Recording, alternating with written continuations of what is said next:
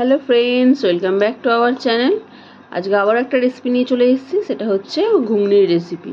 তো ঘুগনি করতে কী কী লাগছে দেখো, তোমাদের সাথে শেয়ার করি। তো তার সাথে ঘুগনি করতে লাগছে হচ্ছে, দেখতেই পাচ্ছ, কড়াই আলু সিদ্ধ কড়াই আছে নুন হলুদ দিয়ে, ওতে নুন হলুদ দেওয়াই আছে সিদ্ধ করা। আর লাগছে আদা রসুন পেস্ট, আর লাগছে কিছু চেরা কাঁচা লঙ্কা, আর লাগছে পেঁয়াজ কুচি, ধনেপাতা কুচি, টমেটো কুচি।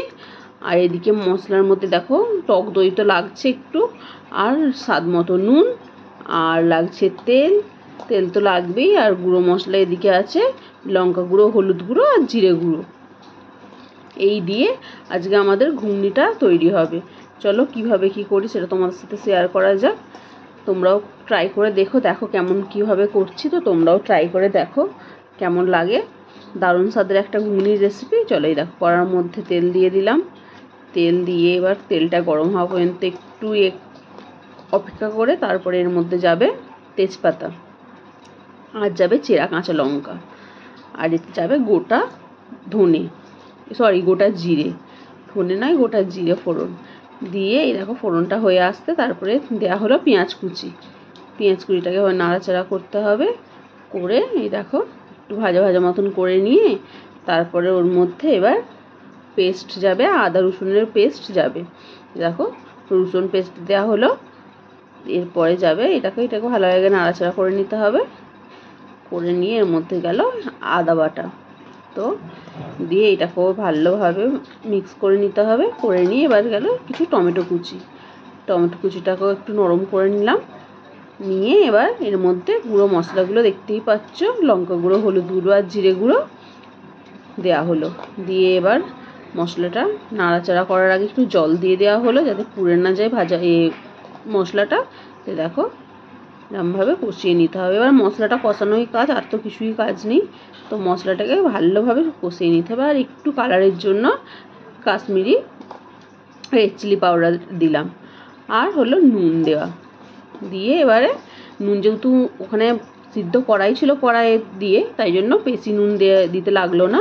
আর ফ্যাটানো টক দইটাও দিলাম।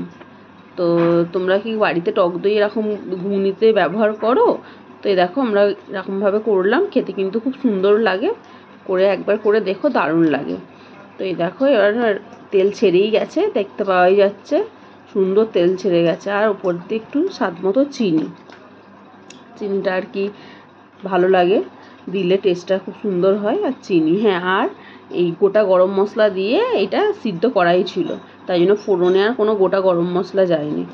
আলু আর কড়াইটা গোটা গরম মশলা দিয়ে সিদ্ধ করা ছিল, তাতে ফ্লেভারটা আরও সুন্দর আসে। ফোড়নে দেওয়ার থেকে না ওতে আরও সুন্দর আসে, তাই ওইটা ওইভাবে সিদ্ধ করা ছিল। তো এই দেখো কত সুন্দর হয়েছে ঘুগনিটা। এরকমভাবে এটাকে নাড়াচাড়া করে নিয়ে, ও মশলা তো কষানো হয়েই গেছে, আর কিছুই না। এই দেখো এবার এর মধ্যে উপর দিয়ে একটু ঘুগনিটা জল দিয়ে দেওয়া হলো। জল দিয়ে ফুটবে, ব্যাস আর কিছুই নেই। এবার জল দিয়ে এটা একটু ফুটে যাবে, তারপর আমরা ঘুগনিটা নামিয়ে নেব। দেখো জল দেওয়া হয়ে গেছে, ফুটে গেলে আমরা তারপরে ঘুগনিটাকে নামিয়ে নেব। এই দেখো তো ফুটে গেছে, টকবক করে ঘুগনি ফুটছে। এবার আমরা নামিয়ে নিচ্ছি, ঘুগনি একদম রেডি। তো এই দেখো ঘুগনিটা কত সুন্দর দেখতে হয়েছে, ঘনত্বটাও কত সুন্দর হয়েছে। তোমরাও বাড়িতে ট্রাই করো, আশা করি ভালো লাগবে এইভাবে ঘুগনি বানিয়ে। আর এই দেখো ওপর দিয়ে একটু চেরা কাঁচা লঙ্কা আর ধনেপাতা কুচি দেওয়া হলো। তো আজকের মতন টাটা, বাই। আবার আসছি পরের ভিডিওতে।